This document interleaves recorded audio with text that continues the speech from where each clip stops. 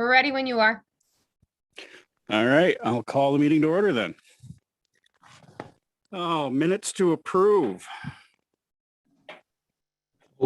Second. Any discussion on the minutes? Not all in favor? Aye. Any opposed? Those are carried. We have no appointments. No update from Janine. I'll give a quick update, if I can. Go for it. Yep, go for it. Our monthly meeting will be tomorrow, and I know there's two things on the agenda. One, to move forward with the seeker on Conoco Road for the sewer, and then the other is to approve to move forward with the seeker on the regional water project. So those two should pass tomorrow. We can move it along. Great. Okay, we all have Larry's report. Looks like he's been busy. I think we have comments there. We'll jump into buildings and grounds with Gary, if you're on.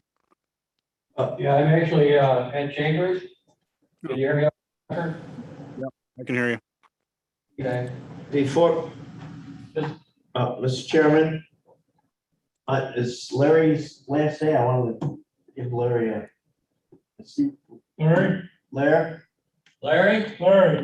Just got a phone call. Oh, you did? You're here? I'd like to, your retirement date is soon, Larry? The 15th of next month. 15th of next month? Oh, I've enjoyed my, your reports every month the last 12 years, and wish you well. Thank you. Hope everything goes well and your next endeavor, whatever that may be. Retirement. Thank you very much for that. This is your last report? No, there'll be a September report. Okay. There've been a lot of truck scales on this last month, and there'll be a lot more on this month because all the scale companies found out I was leaving, so they're trying to cram them in there. Keep an eye on it. Thank you very much for your service. You're welcome.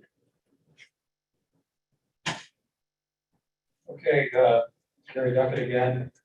I just a couple things I wanted to talk about a little bit. You do have my report. The first item under the administration I wanted to mention, purchasing did put out the invitation to bid for an architect to provide you guys the information. Hopefully that'll help you make a decision at the county office building once and for all. So that invitation went out on 9/3. It'll be open on 10/15. So that's what's going on with that. And hopefully they'll be able to provide you information enough that can make a good decision. Under administration on item 6, I did want to talk a little bit about the non-bargaining employee compensation plans. I'd like to just kind of go through some of the points that I'd like to talk to you about. When the consultant did their, remember what happened with this? It started with a consultant doing a project, and then it went with an in-house project. When the consultant did their analysis, the positions they asked about for input on from the department head. So they did canvass the department head and asked for input. That was done under the Department of Public Works when it existed under local law number 5 for 2018. At that time, we all worked for the director and deputy director of Public Works. The analysis of our positions by the consultant reflected that hierarchy. They scored the park maintenance supervisor, the superintendent of buildings and grounds equals at grade levels 4 and a pay scale from 62 to 80. Resolution 192-20 authorized local law number 4 for 2020, repealing local law number 5 for 2018, and established the departments as they are now: buildings and grounds, waste and measures, and the highway department. This structure should be reviewed a little bit for changes with current and future staffing levels. Now that the park has a full-time person overseeing the park and an assistant, I think we need to start looking at perhaps let that be a standalone department again. That's something to think about in the future. No immediate need for that, but it's something to think about. Current analysis of buildings and grounds employees scored the park maintenance supervisor at grade 3 with a pay scale from 52 to 60. Superintendent of buildings and grounds was scored at grade 6 with a pay scale of scale 69 to 80. It's obvious to me that the people doing the second analysis did not fully understand what the park manager, supervisor, and superintendent of buildings and ground positions entail.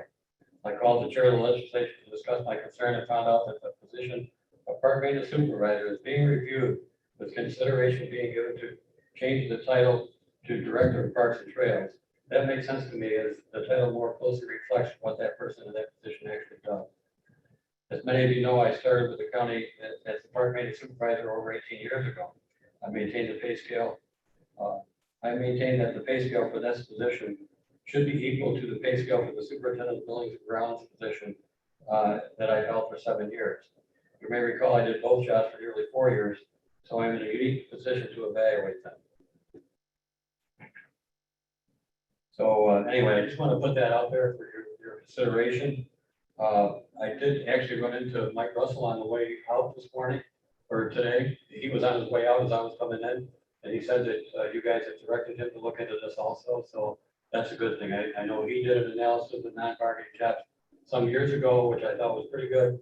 No, and I think it was probably still under him that we had that consultant come in. So he's in a unique position to perhaps provide you some good feedback. And again, I want to make clear, I'm not asking for anything for myself. I'm talking about the position of park maintenance supervisor and ultimately perhaps changing that position's title. I'm not a person that gets hung up on titles, so I didn't care that it was what it was. And I don't think Doug really is hung up on titles either, but if it's going to be evaluated as a supervisor position, and it's actually a director level position, it should be considered that way. So I want to throw that out there. The other thing under administration number 7, my humble opinion that all positions that fall under public works should be analyzed to ensure that we keep good people we have, as well as attract other good applicants. Again, not just even non-bargaining, but bargaining as well should be looked at for, the example, I use 2 examples. Highway superintendent, recently we had a hard time filling that position. Finally, we got lucky and we're able to get Brian, but not without, raising the pay out of your comfort zone, okay? What I see, and I'm not intimately familiar with the department, but I see him asking for replacements for resignations. When I started 18 years ago, people were resigning from Vitality to come to work for the county because of the great benefits, great job, and all that. Now it would appear people are going the other direction. We need to maintain some level of good employees if we're going to continue to operate buildings, operate highways and equipment and so on. So I just wanted to throw that out there also for your consideration. Under downtown, item 10, the building repair reserve in the Hardenberg building, that's been removed for this month. There was no way we're going to be able to get that building done this year anyway. As it turns out, lack of materials and lack of manpower that other roofers have. So we're going to do a repair on that roof. And I have asked the purchasing director to do an RFP for architects to allow them to draw up specs for a roof such as this, so we can get bids from multiple bidders as opposed to just going with a one bidder, even though it's a state bid, piggyback bidder. So that's the route we're going to take on that. Under parks and trails, I don't know if Doug's on. He was off today. He doesn't have any resolutions. I think the report that we did is pretty self-explanatory. But I'll answer any questions that you may have for me at this time. Any questions for Gary? Tucker, this is Trish Kerr. I don't have a question, but I did want to follow up with a comment on Gary's report, if that's okay. Go ahead. Thanks. Gary, I just want to say thank you for detailing the concerns within your department with regard to the non-bargaining. I know that there are other departments that have similar concerns, and I just want to repeat what I said at the time of the vote, that I really hope that there's a process for consideration, working with the departments to go through these concerns, whether that's through the existing committee or a review committee. But I think our work is just getting started here with some of this stuff. So I appreciate you detailing that. And then the other thing I just wanted to say was that my husband and I visited the Ag Museum recently, and it was such a pleasure. There's been a lot of improvements since the last time we've been, and the exhibits are great. So I just wanted to give a shout out to Tim for that, and whoever else is involved in that. I'll pass that on. And I'll bring up to your point, Gary, with as far as employees resigning and whatnot. I brought this up in government ops last week. It seems to be unclear as to whether or not we've actually been doing exit interviews. I know we talked about it a few years ago.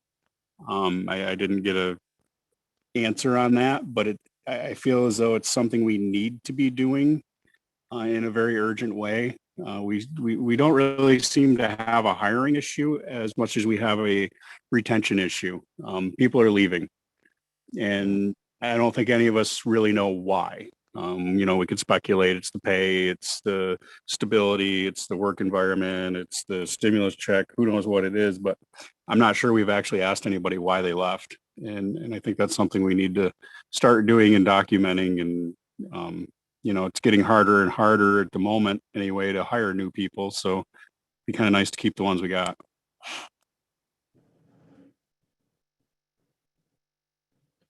Mr. Chairman, Mr. Lattimore. Gary, on the Hardenberg or downtown building, the Tally building, is that two roofs or is that one? The overhang is, The overhang is separate. There are two roofs up there. There's two levels of roof above that building, but it's, we're looking at the whole thing. The whole thing was done at the same time. So that needs to be done also. What we have got on the list of stuff asking the stimulus money for is to tear the bank drive-through out of there and get rid of it. It's created a couple of incidents where people have tried to park in that area and then they climb up on the curbs and they fall. And people have actually had we've had 2 injuries that I know of from that.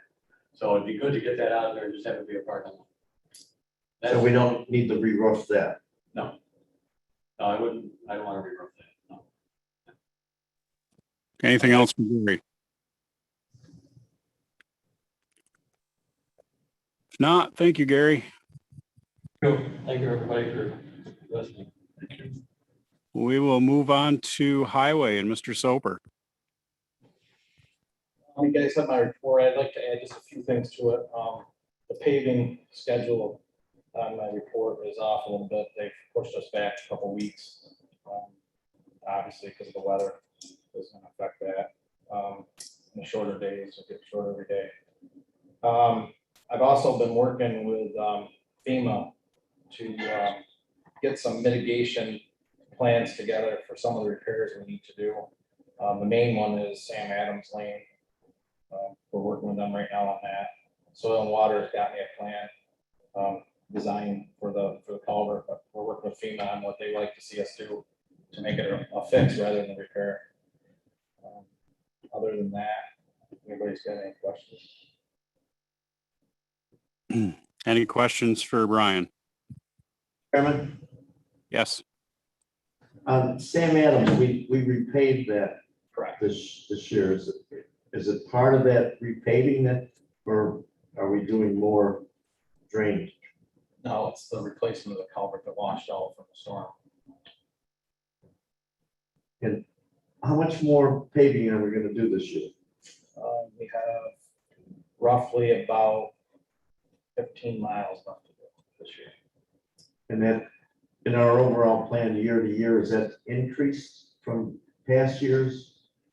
It's quite a bit more than it was last year, yes. We've done 141 and some change miles of either chipping or paving this year. And the cost of material is going up, It's fairly steady right now. That's been all season. so we should be doing more. Yes. Well, timing, I mean, we're running out of season now. That's right. Yeah, Yeah, the 141 miles of work with the manpower we have is pretty good. are all our projects on budget? So far, like I said, we have 2 left to go, but we're still looking good. Yeah. And to the Gary's point with the people leaving, I do know that we've lost in the last couple months, we've lost 2 individuals to towns because towns are paying more than the county is these days. Just for a little bit of information on why people are leaving. They're leaving for more money, at least out of our department. All right, any other questions for highway before we move into the resolutions? Mr. Chairman, Mr. Pinckney. Ryan, tentatively manpower and equipment for the upcoming winter season, For good shape. good shape. Yes, we're gonna combine some plow routes. We're gonna actually run one less plow route, which will free up 1 truck and 2 guys, which will help us out with our manpower situation. So I had a meeting last week with some of the towns. Yes, we met with some of the towns, we're making a few adjustments there to get rid of some overlaps and just make things a little more efficient for us and them. Right. as well. Is the state included on that sometimes? It seems like all 3 vehicles go over some of those roads. I know it's isolated areas, but The state is a whole different ballgame. We have an independent contract. So, yeah. has that changed much from the last year? No, it's the same contract. We have a 2-year extension on it. So. Thank you. Mr. Chairman, one more question before you go into the resolutions. One more, Tim. Owasco Flats, on the report, it says has experienced some flood waters. I mean, the Owasco Flats was supposedly designed to handle flood waters, was it not?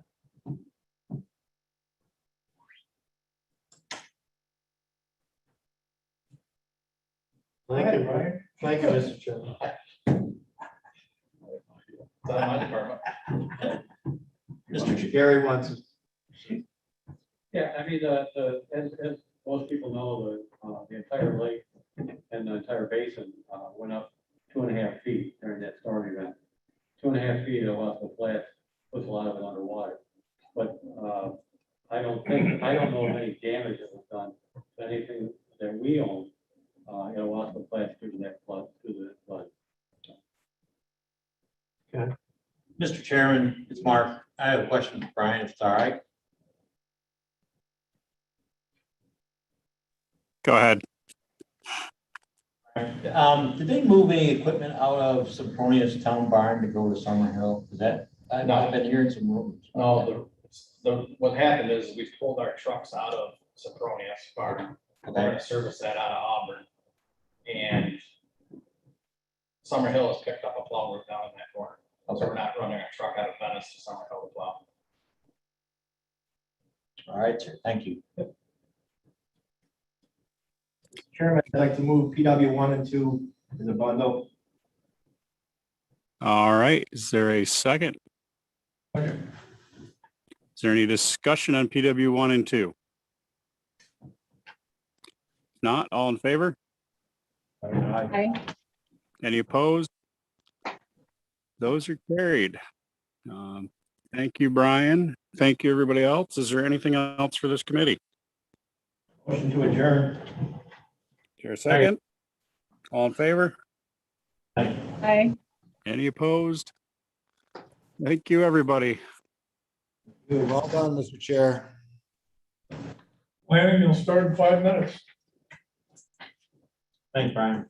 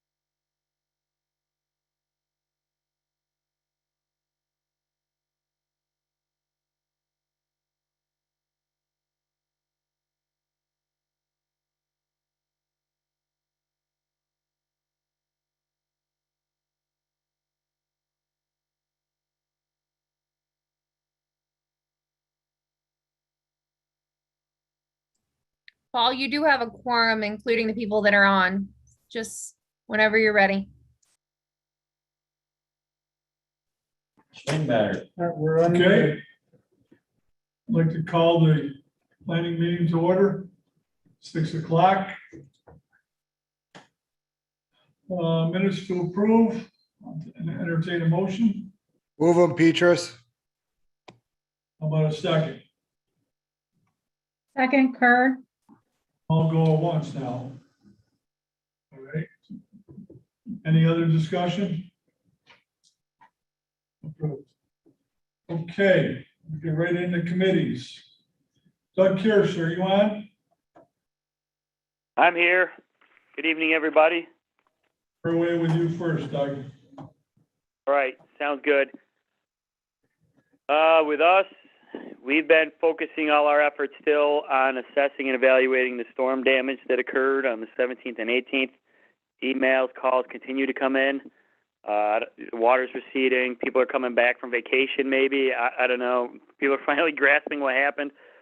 Just a lot of calls. Cayuga Lake Watershed, Owasco Lake Watershed, Skaneateles Lake Watershed. Just a lot of effort really going into some of that. Continuing our, we're still continuing work down on Scott Gulf Road. We're probably a week and a half, worst case, or hopefully worst case scenario, 2 weeks out for finishing that project, at least the bank stabilization, ditch stabilization work that we were doing. It's been going well other than the rain, but for the most part, project looks really nice. We're happy with the results. And then the last thing I'll touch on is the AVC program, the weed harvesting. We wrapped that up today up on Otter Lake in the town of Cato. We should be pulling out of there, pull the boats out tomorrow, and that should be it for the season. We'll do the repairs to the boats that's needed and get ready to roll for next year. I'll tabulate all the results, see the weeds. Some lakes had more than normal, some not so much. That's at least got to cut every water body, Owasco, Cayuga, Lake Como, Little Sodas Bay. We did go back up into there last week and finish and help them out due to the problems we had earlier in the year. And so we wrapped that up successfully after the troubled start that we had, but finished strong. So with that, I'll be glad to take any questions or answer anything for what we've been working on. Any questions for Doug? Mr. Strong. Thank you, Mr. Chairman. Just a comment.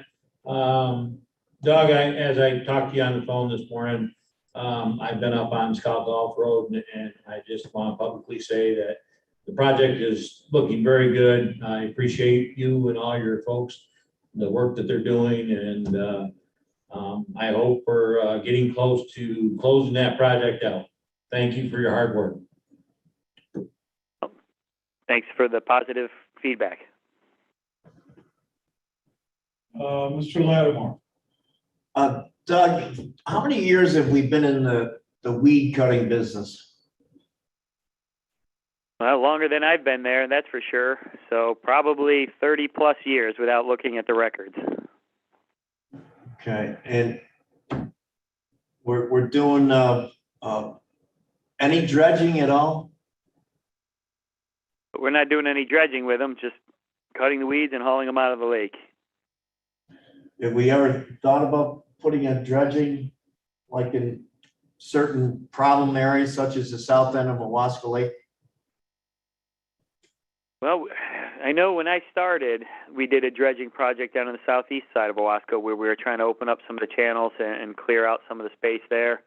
I know within a couple of years it already had started filling back in due to the sediment that was coming down the inlet. We had plans and funding, I don't know, probably maybe 15, 17 years ago to dredge out in front of the marina down at the south end. That we ran into troubles with controlling the water level that year and getting it low enough to allow the permitting. There's a lot of permitting that goes into and planning that goes into being able to dredge the sediments from the bottom of the lake. So when we ran into all those troubles, we had to abandon ship on that. The funding dried up, and we haven't been able to get back into that. Could serve a purpose if it's done correctly, certainly, but it can be pretty costly because the time of year you got to do it's in the wintertime. Low lake drawdown, so it's at January, February, cold weather, tailgates freeze, but can certainly be done. Just a matter of coordinating some spots to put the material upland and get it back up on the fields, or up whoever needs it. Probably be rich organic stuff, but it's got to have a good plan going into it. And I'd love to do a test pilot program and, see whether or not that works. But also on the Owasco Flats, have we planned any more, like on Vanessa Brook or anything, on the retention ponds? Not on Vanessa necessarily. I know our team went out and evaluated all the work we did on Vanessa a couple of years ago, where we built the flooded bench down there on the stream off of Mobbs Road and going, if you guys know where Don Olds lives, out behind his house and up to the south a little bit. That was functioning well. I believe that's the same location where members of AULA and the Management Council went in and planted a bunch of cuttings, or willow cuttings in the same area. Bench did great, spread the water out, slowed it down, allowed some silt sediments to settle out. We look for opportunities wherever we can put some basins. We have a couple ideas. There's another project we're looking to put in Mobbs Road for a water sediment control basin, which is supposed to treat the water. We're working with the City of Auburn and the Management Council on that with some funding. That's hopefully going to go in next year. We'll complete the planning and everything. So there's always projects looking to be done in Vanessa Brook. In stream bank erosion, the planting of white birch. Do we have any of that going on? Not necessarily with white birch. Stream bank erosion protection, we're doing as much as we can. That's what we saw a lot of the damage through those storms through the 17th and 18th. I mean, it was all the streams really blowing out. Out of all the calls I went on, out of all the site visits and miles, me and it's not just me. I mean, we broke up. My whole staff was out there looking at things, and we only saw one situation where agriculture was impacted. Their fields all held with the BMPs that they've had in. The one that we actually went out on, that I went out on the call with, was a stream bank situation where it blew out the bank because the gravel deposited so much in a flat spot, and it jumped the banks and cut across the field. So stream bank erosion, it's a big problem. That's where a lot of the gravel and material that washed down came from. Most of the gravel we saw, just to give you guys perspective, was in that 6 to 8 inch range that really moved in this storm. Didn't see a lot of big stuff, but a lot of silts and some finer material. But the biggest stuff we saw by the feet, I mean, it was filling 4 foot of some of these channels, creating new channels all over the place. It was about 6 to 8 inches and under. So it's moving a lot of soil. Yeah, and bed load. And like I've talked for years, there's a lot of bed load that just sits in these streams, and then when you get the right events and the right conditions and a lot of water comes raging down through there, it moves whatever's been sitting in the channel for a while. And it moves whether those are logs, whether those are rocks, whatever's in there. Car tires, it's taking it all and taking it, railroad ties, where it wants to take them. So a lot of it was bed load, a lot of it was stream banks coming down through the gullies, even through some fields. So, yep, a lot of material moved. All right, thank you. You're welcome. Anybody else for Doug? Doug, I just want to say thanks. I'm glad that a lot of the people in the county are reaching out to Soil and Water for advice and for help. So keep up the good work. All right, I appreciate that. And if you guys get calls from your constituents, we're doing the best we can, and feel free to give me a call and ask me where we are or what's going on, or if we've already helped the people or not. Or, I mean, I'm there. Just give me a call. Be glad to answer your questions. Okay. All right. Thanks, Doug. Thank you. Oh. Is Dan on? Yep. Good evening, Paul. Good evening, everyone else. Just a couple things. Want to highlight. Next Saturday is the electronics Freon recycling and paper shredding event. We've had registration is now closed. 600 residents have signed up. So I think one of the bigger ones we've had in terms of numbers. And then registration is currently open for household hazardous waste. That'll be on October 16th. we have had just a couple of bumps in the road with our online registration and the for household hazardous waste, the individuals need to bring a ticket that basically they sign saying they're complying with some state law provisions. It was easy for us to do it in the office, a little trickier, I think, for some of our folks out in the county. But if they have trouble with it, you can call our office manager and she'll mail one out to them.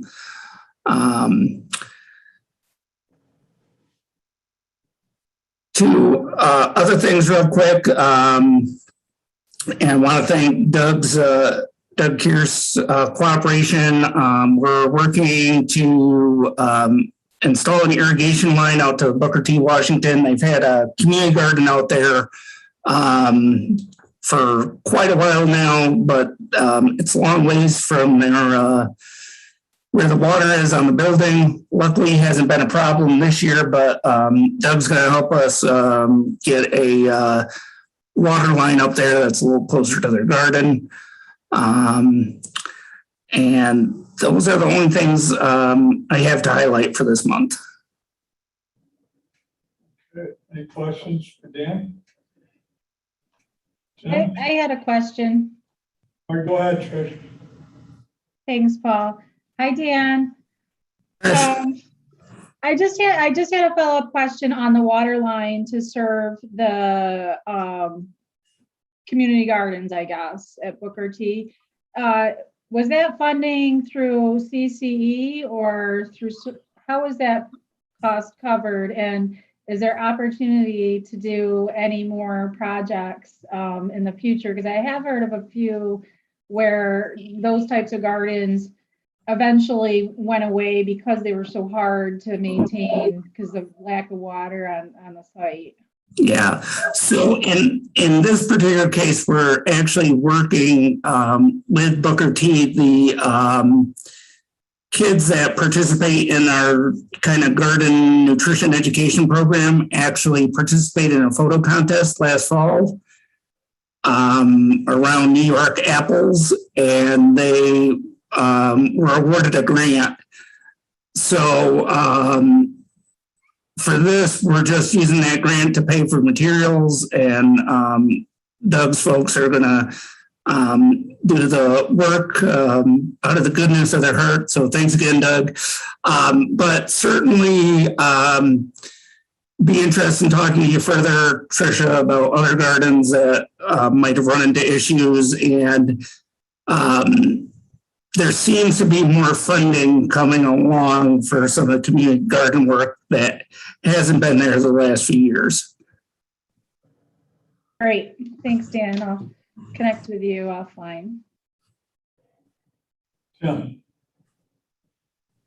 In regards to Cornell, do you get involved at all with some of the electrical projects with the solar panels?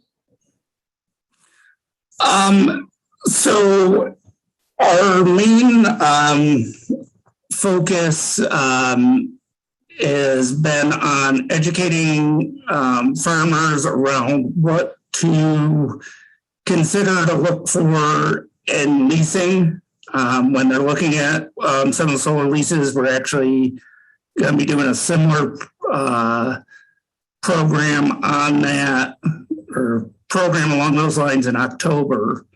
In terms of any of the direct projects that the university has worked on with their solar panels that are feeding the campus in Ithaca, I haven't been involved with those. Okay. Anyone else for Dan? Okay, thank you, Dan. Yep. Have a good day, everyone. Is Karen Kuhl around? I am indeed. Good evening, everyone. Great. In my report, the occupancy numbers keep showing an increase compared to 2019. We're still riding a high of visitation from because of being a safe destination because of the COVID issues and people not driving international or to the big metropolitan centers. The communications is the section that talks about the information we have sent to our partners. So it's a regular ongoing presentation. We hosted a travel writer from Philadelphia, from the Philadelphia Sun. She came to cover the Harriet Tubman story in order to do an article for the bicentennial for next year. She's also hoping that she will get some space in AAA World magazine. So that would be another great listing for us to promote. We won't see it for a while. These kinds of initiatives take a while for them to actually get placed, but we're definitely on time for a good marketing for the bicentennial. The groups, Claire Dunlap is in our office. She's our marketing manager and also in charge of the group's activity. She participated in I Love New York's International Tour Operator Show last week. In the show, we had tour operators from Ireland, the UK, Germany, and Switzerland, I believe. The UK market seemed very interested in our products, so that was a very good lead, and hopefully we'll be able to follow these up with I Love New York. The Germany tour operators are very interested in outdoor product, and Claire went with a lot of itineraries, highlighting a lot of our outdoor hikes paired with women-owned businesses, and that was under the umbrella of the We're Brave Women winter campaign that we do on an annual basis. So that seemed to have a lot of good interest from the international tour operators. On the UK side for historical product, and on the German side for our outdoor recreation. So that was nice to see. She has a couple of groups in the pipeline for next year. So those are nice to see. I know the occupancy still seems high, so working with groups becomes a challenge, but she's been doing an excellent job with that. We continue waiting for Circus Channel 9 to firm up dates to start the filming on Discover Cayuga County. This is something that we wanted to showcase Cayuga County through the season. So it's not something that will air anytime soon, but we will be grabbing footage throughout the year. Our cultural tourism public relations campaign that circles around the Harriet Tubman bicentennial. And we've been doing a lot of outreach, has been very interesting. And we've gotten a lot of good feedback, but we will continue working on that. We had today a change management workshop with a lot of key individuals, community representatives, as well as our board directors and the bid, discussing how the initiative of highlighting Harriet Tubman as one of the main reasons to travel to Cayuga County brings with it a lot of change, because we are reaching out to a very different demographic than we normally have. And it does has a potential of bringing in a lot of diverse audiences to Cayuga County. The economic impact on that is great. The census has shown that these communities are growing. So it puts us in a good position for positioning our destination as a great travel location. So we're looking forward to continuing that work and being in touch with you guys as it goes through. The Story app is an app that I've mentioned previously that we're working with several Erie Canal partners in Weedsport, Jordan, and we're pairing it with Wayne County. So several stops along the canal in Wayne County. We're hoping that will be active very soon. It lagged on a little longer than we anticipated. We're very happy to say that we're fully staffed once again, very excited. Dawn Lubashevsky, who used to work at the Auburn YMCA, is now working with us as marketing assistant, and she'll be working with Claire. And Karen Quesada will be working as our administrative. So you will be hearing from both of them if you call our office. We have started a new report for research, and it's regarding the home rental report. So this report is looking at all the properties that are available for rent, both through Airbnb and VRBO, which are the two main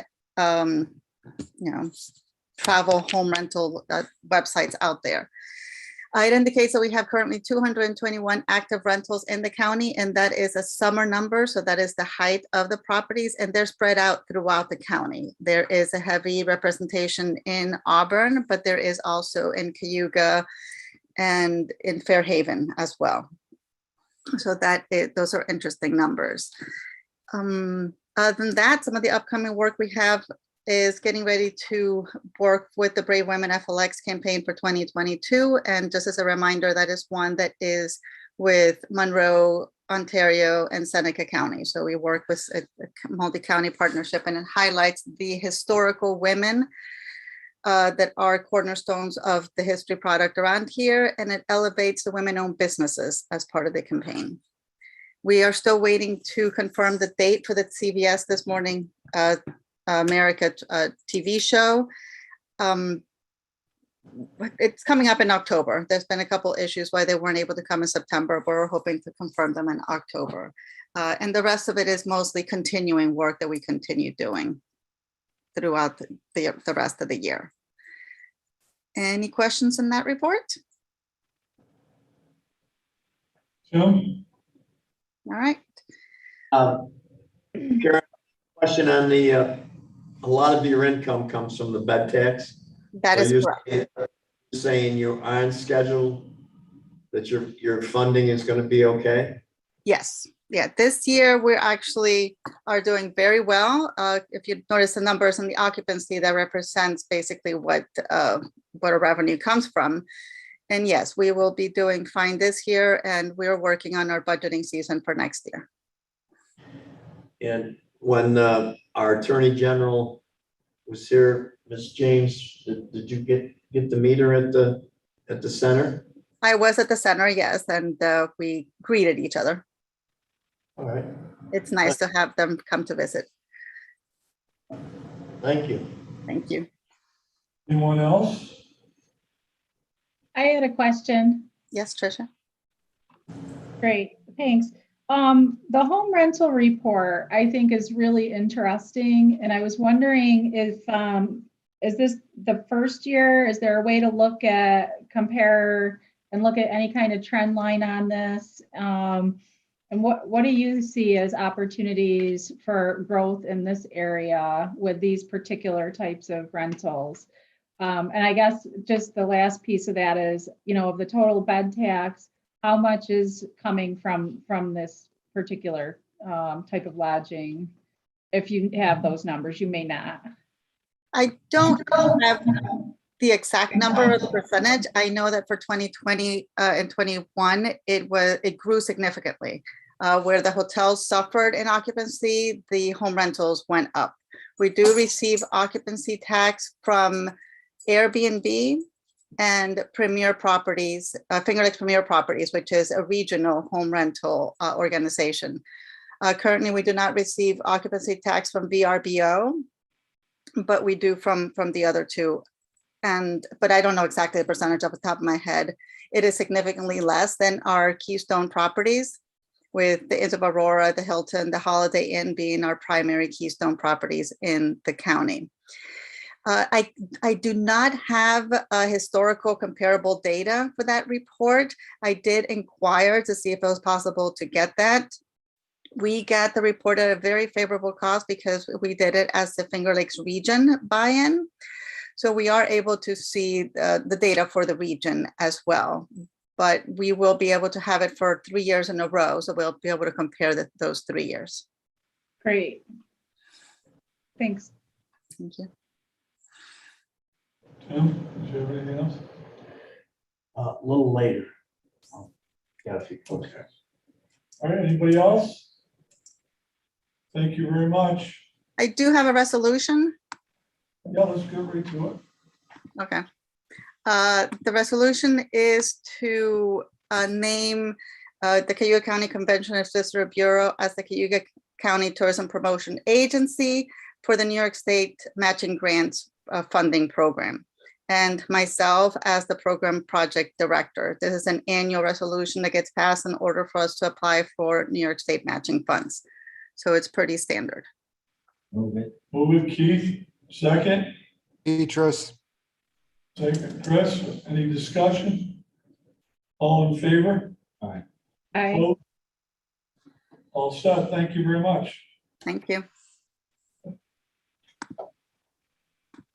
Okay, Kelly King. Kelly, are you on? I am. Hi, everybody. I do have a couple of things to share from my report. The first thing I want to highlight really is something that we've been working hard on getting more people enrolled in training in Cayuga County. And for the month of August, we already have $37,000 allocated for tuition for Cayuga County residents, which is huge for us. Probably the largest allocation in 1 month going out to training. So that's excellent. We had kind of some stagnant months in terms of interest in training, and now we're seeing that grow. I think that the panic of unemployment insurance ending and realizing people need to either skill up and change careers and whatnot. We've had a huge increase in training. So that's just for the month of August. Our program year for WIOA started in July. So really for our first full month, 37,000 is a step in the right direction to get folks retrained. So that's good. That's good on our front. The other thing that I wanted to share, we're working with companies and businesses, obviously the challenge to get staff. I mean, we're seeing every day that companies are closing on certain days of the week or for certain hours because they can't find workers. But as of September 5th, the federal the federal program, the federal benefits for unemployment insurance have ended. So you're looking at the additional $300 that was $600 previous. You're also looking, that's the emergency benefit, but you're also looking at the PUA, which is the pandemic unemployment assistance for those that would typically not qualify for unemployment insurance. Could be somebody that was self-employed. Any of the categories that didn't typically make somebody eligible, they were also collecting unemployment. That is all ended. So we're seeing some panic in some folks. I think some people are holding out, waiting to see if there's an extension, but at this point, that's not in the plan. So two things we have going for us in terms of job seekers and trying to get these companies, working on getting them job seekers is that the unemployment is ending, but also that if you're collecting traditional unemployment, that's the only unemployment available right now. So after your 26 weeks, that's going to end and they'll be on in the labor market looking for work. The second thing that I think the reason we're going to see an increase in job seekers, which is good, is that probably within the next week, the Department of Labor will start enforcing the FTR policy, which is the failure to report.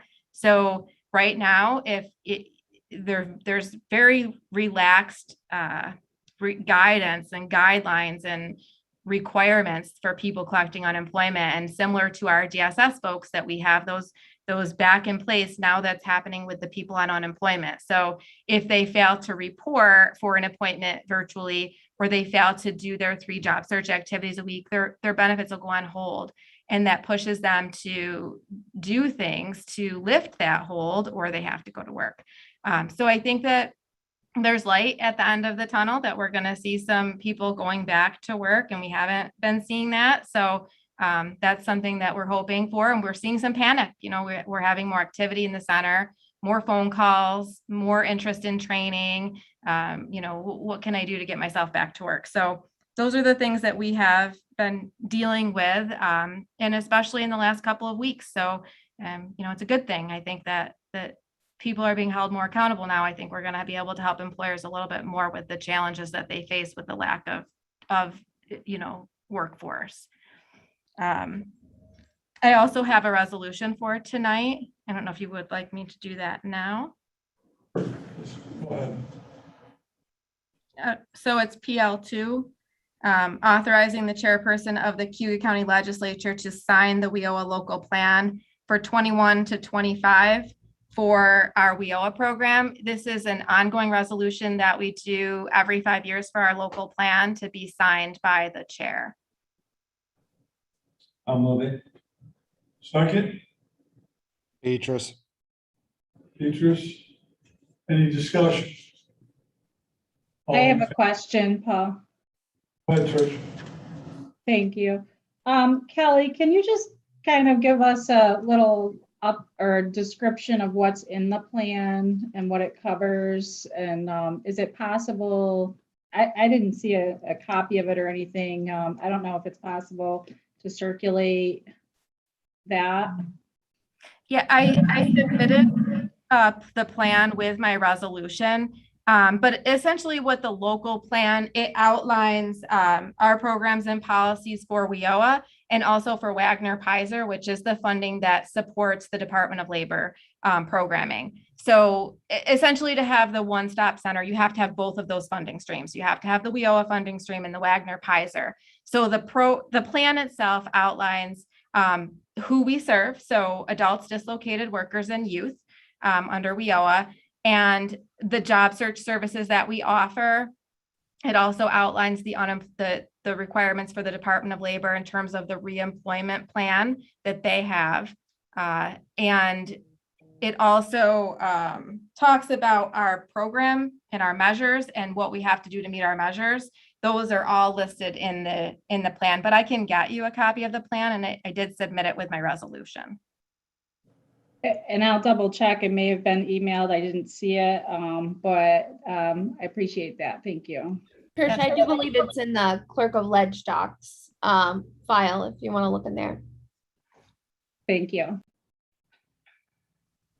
Any other discussion? All in favor? Aye. Aye. Opposed? Hallelujah. Okay, Cal. Okay. All right, thank you, Kelly. Thank you. Okay. With CETA, I don't know if anybody's here to speak on that. Tracy is. I'm here. Danielle Zabo. Hey, Good evening, everyone. As of yesterday, and I am the interim executive director for CETA momentarily. So I just have a few highlights on the activities report that Tracy submitted a few weeks ago. 6 individuals attended the COGS for creative workshop, and out of those attendees, we had representation from Cato, Aurora, and Auburn, which is great.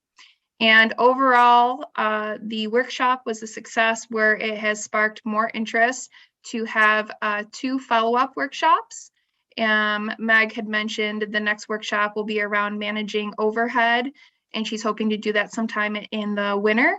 And then the second workshop that came out of that was infrastructure for creatives. The ESD grant funding is still available, and this year they have done an on-rolling application process. So the next review cutoff has been pushed back towards the end of September, and we're still actively working with some businesses to access that funding. The microenterprise, we are in our second week of the program. Overall, the program received 14 applications. It accepted 5 individuals, and 2 are on a reserves list in case anyone drops out. And then we also have 3 individuals that are auditing the class, which means that they're voluntarily going through the program, but know that they're not going to receive any grant upon completion. All 10 of those individuals are receiving ongoing active mentoring during the 12-week program. And then just a couple of updates. The annual chamber dinner is scheduled for September 29th. With the increases of COVID cases, it sounds like the chamber is going to make a final decision by the end of this week about the event. So just kind of put that on your radar. And then Leadership Cayuga will be starting this Friday as well. It is the 32nd class. So at this time, I'll take any questions. Let's see if you guess. So you are now the interim director, Yes, and Tracy is no longer available? Tracy's last day was last Friday, but she is available if there is a need of follow-up. She's made that very clear that she will still extend her support for some open projects. There was a project Brockway E-Trucks and E-Van production plant, and we were trying to get that. I hope that Chairman Pinckney will invite those people here. I know that Mr. Petrus, you've been exposed to that project, correct? Yes, sir. The mega site, right? So hopefully we can bring that forward in our next meeting. See whether or not we want to go forward or. Sure, we can have those discussions. Sure. I think the next meeting. Presentations and some. Absolutely. I think that this is. In the same meeting? Yeah, absolutely. I don't want to run the clock out. I mean, I only have so much time up there and I want to make sure that this project gets preferential treatment. It's been 3 years in the making. Well, is there a decision for the legislature to make with it? I don't think until it's presented to the ledge. No, I mean, do we make a decision about it? Or is it? Or we can bring it to the whole ledge. Oh, there is something to vote on. You want it? No, I don't know what you're talking about. I don't know what the project is. Okay. Is it something we would have a resolution and vote on? That's my question. Eventually, I would think. So, Yeah, so purchase of the land. presentation would be from home. You know. Presentation? Yeah. We're supposed to have some meetings regarding that. We've met with the developer in Syracuse. Right. That project. And so And they've Tracy been is in no, touch with Tracy Tracy. is no longer involved. So we ought to touch base with her and see where she left off. Well, I'd like to see it presented so that it gets some kind of a yes or no. I think that any developer coming to the county would be, it has merit, doesn't have merit, so instead of, delaying people, I mean, time is money in most businesses, so I hope that we can give them a yes or no, whether we want to go forward. But I think that our industrial site is probably getting pretty full, so I'd like to, as I mentioned to Tracy many, many times, that we need an alternative site for any development in the county. Is that not true? Yeah, and I don't disagree. I mean, I don't know what the project is, and I'm not suggesting, because I'm not disagreeing, but an industrial site is an IDA project. It's not a Cayuga County legislative project. We do not make that decision. That's anything I'm asking. I think that the presentation is fine as long as there's a decision for us to make, as opposed to that someone else has to make. Maybe she's talked to the idea, so I'll reach out to her and see where that's. Well, I think a joint meeting would be probably a good thing, so that people don't have to jump through 3 or 4 different hoops. That's why we started the CETA in the first place. So everything was presented once instead of 50 times. So we could streamline it and get things going. So I would like to see us advance that project, yes or no. I'll reach out to Tracy, see where she left off with it. If she hasn't done anything with it, we can set something up with the idea if they want. But we still need a mega site for any development. I think we will be carrying that on with the new seated director.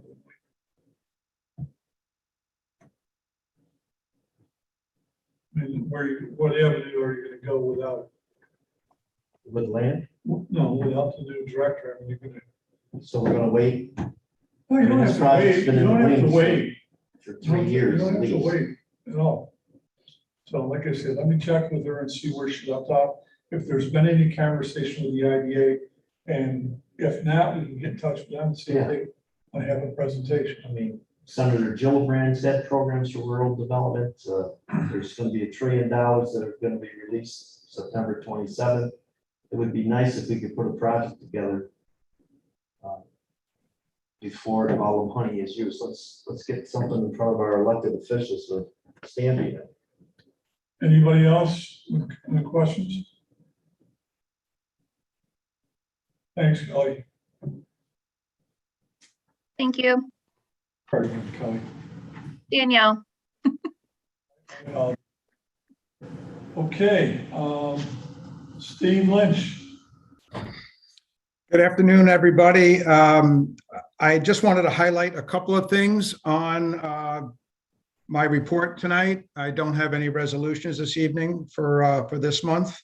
One is thank you very much to the legislature for allowing us to present on the local solid waste management plan. I'll just reiterate that we're very interested in having a conversation with all of the legislature or the planning committee about as we move forward over time, not tonight necessarily, but on what position the legislature would like to see the county take with regards to involvement in solid waste management and recycling in Cayuga County. And I'll just say that the surveys that have gone out to the towns and the villages and to some residents, and we're working on contractor surveys now, the surveys has gotten quite a good response so far. So that has been satisfying to see the data coming in, and we're starting to take that apart and look at that. I also know that we communicated to the legislature about the upcoming Monday, September 27th meeting at BOCES at 7 p.m. for the 9-element plan public meeting. That's where the draft recommendations on the best management practices and the scenarios that have been run will be presented to the public, and the people that have worked to prepare the watershed model, the land-based computer model that does the analysis will be there to explain that and how it works. And that'll of course be followed up with that public meeting with a future meeting likely in October. The Erie Canal Rewatering Project connecting between the town of Brutus and the town of Mentz, village of Port Byron. We have a scope of work we finalized, and we've sent it to the State Department of Parks and Recreation. That's the grant rep to review and approve. And with that approval, we already have approval of the legislature to amend that contract and have it executed. So we're working on the contract right now in anticipation of that scope of work getting approved. And the first item task in that scope of work will be a public meeting, most likely up in Port Byron, probably at the high school. We'd have to work out the logistics, but just a public meeting with stakeholders to say this is what the flood study found, and this is what the next phase of the project will be, and give some sense of the schedule for that. You have most of my report talks about the work we're doing. It does talk about adding a new project. The town of Conquest, no doubt, probably brought about by their having no zoning and no comprehensive plan, and having not much to fall back on with the state review of the 200 megawatt Garnet Energy solar array in their town, have approached us and asked for a scope and a proposal for a town of Conquest comprehensive plan. We've prepared a scope, and as is our usual practice, we would provide half of that staffing cost and the cost to do the plan as a grant to the town, and they would pick up the remainder of that cost, probably over a 2 budget year period.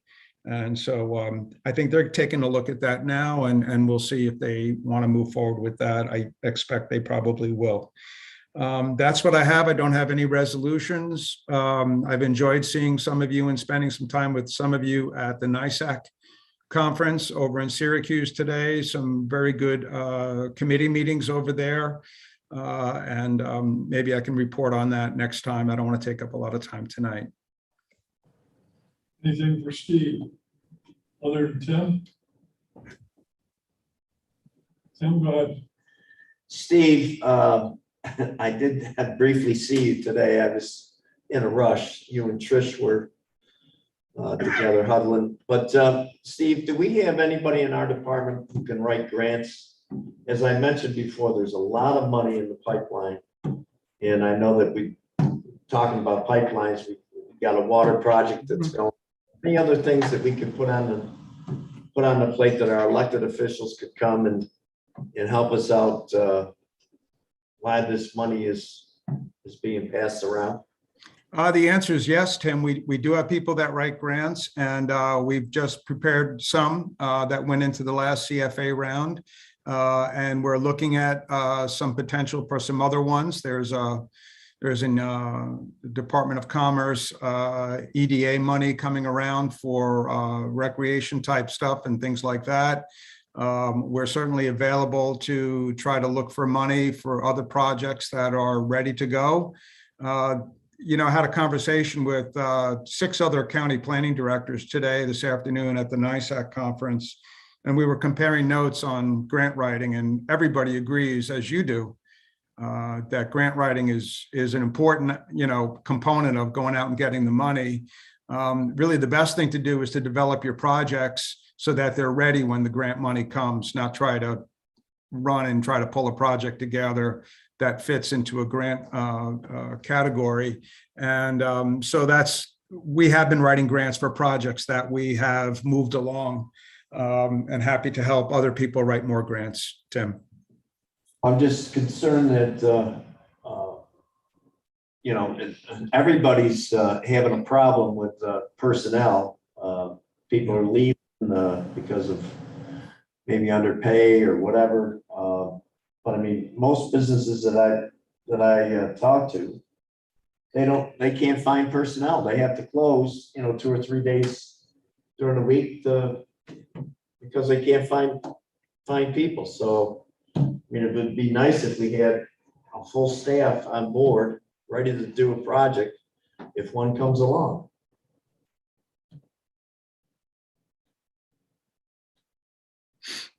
What else?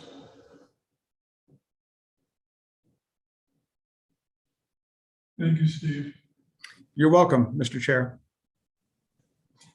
Okay, all I have is one more resolution, PL3.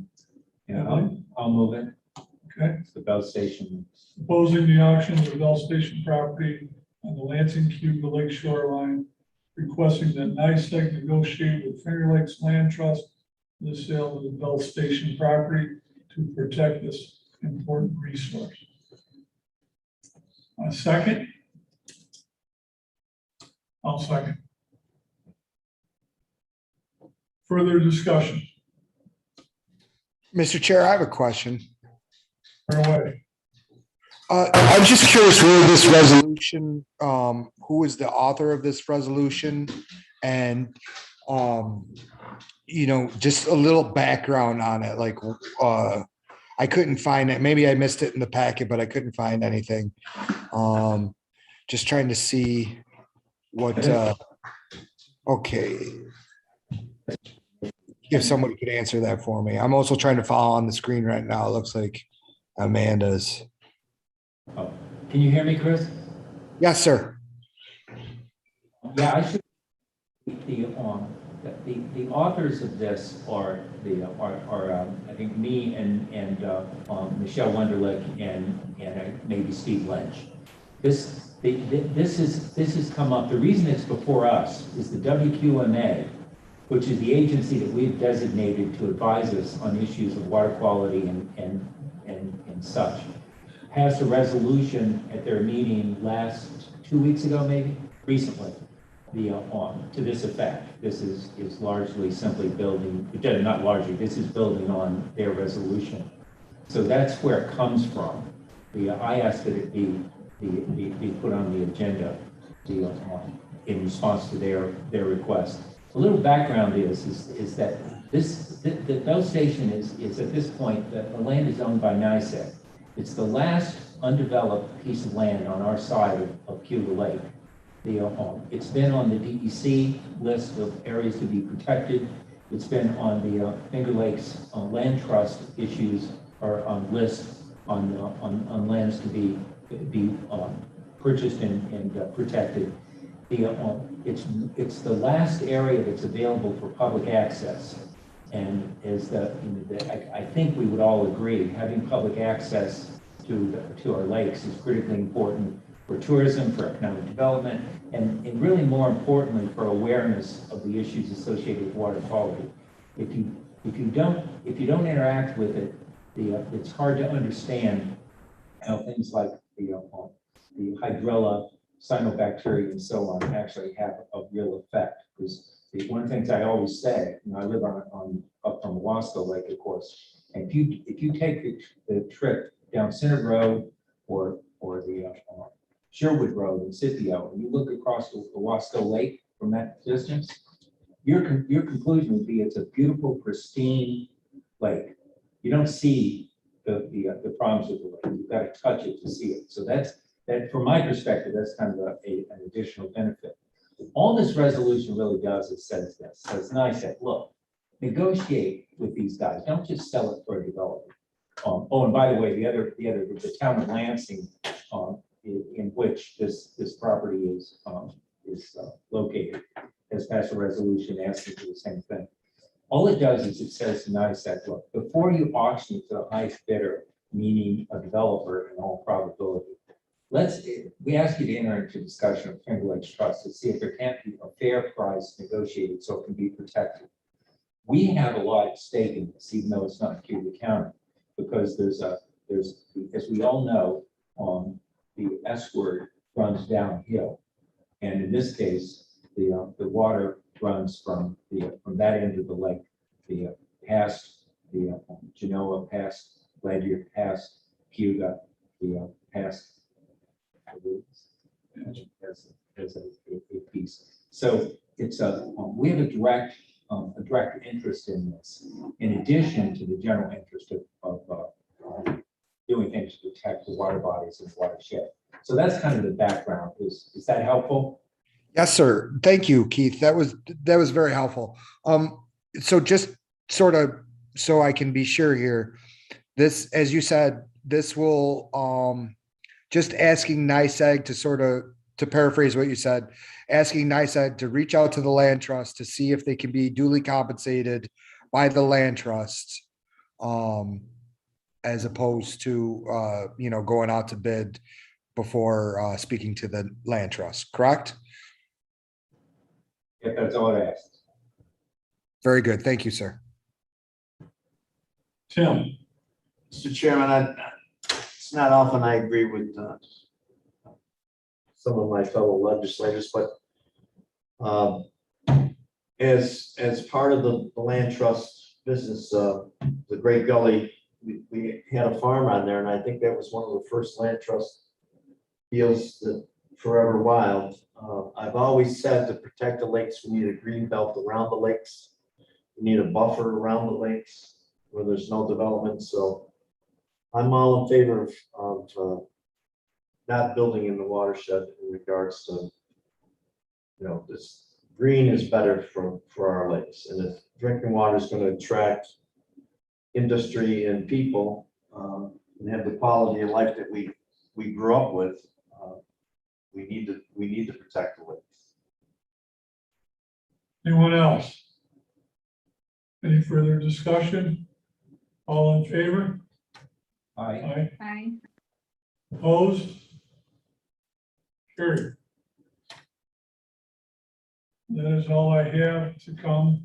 Is anybody else got anything to come before planning tonight? Otherwise, I'll entertain a motion. I move we adjourn. Moved by Keith, second. Petrus. Chris again. And here I thought you wanted to spend some more time with me, Chris. Opposed? Happy days. The honeymoon's over. Thank you, everyone. Thank you. Night, everyone. Have a good night, everybody. About 5 people out there. Yeah, so just so you know, I came from NICEAG.